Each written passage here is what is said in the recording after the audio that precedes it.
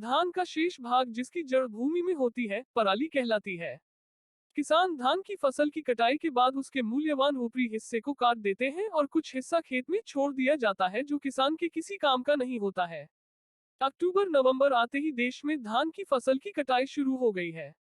फसल की कटाई के बाद जो अवशेष बचता है, इसको पराली के नाम से जाना जाता है। ज्यादातर किसान पराली को जलाते हैं, जिस कारण उत्तर भारत के कई राज्यों में प्रदूषण चरम पर है। पराली जलाना पर्यावरण के लिए भी खतरा है, इसलिए सरकार किसानों को ये समय समय पर समझाने की कोशिश करती है। पराली जलाने खतरा तो है, लेकिन अगर किसान इसे समझदारी से यूज करते हैं तो इससे पैसा भी कमाया जा सकता है। इसलिए किसानों को पराली निस्तारण के लिए जागरूक किया जा रहा है। पराली जलाने से वायुमंडल में कार्बन मोनोऑक्साइड, मीथेन, कैंसर कारक पॉलीसाइक्लिक एरोमेटिक हाइड्रोकार्बन, वाष्पशील कार्बनिक यौगिक जैसे जहरीले प्रदूषक उत्सर्जित होते हैं।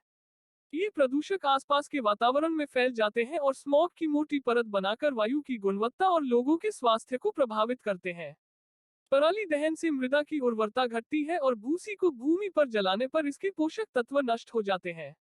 इससे उत्पन्न ऊष्मा मृदा में प्रवेश कर जाती है, जिससे इसके क्षरण इरोजन में वृद्धि होती है और उपयोगी सूक्ष्मजीवों एवं नमी की हानि होती है। मित्र कीटों के नष्ट होने से शत्रु कीटों का प्रकोप बढ़ गया है, जिसके फलस्वरूप फसलों की रोग प्रवणता की वृद्धि हुई है। मृदा की ऊपरी परतों की घुलनशीलता क्षमता भी कम हो गई है।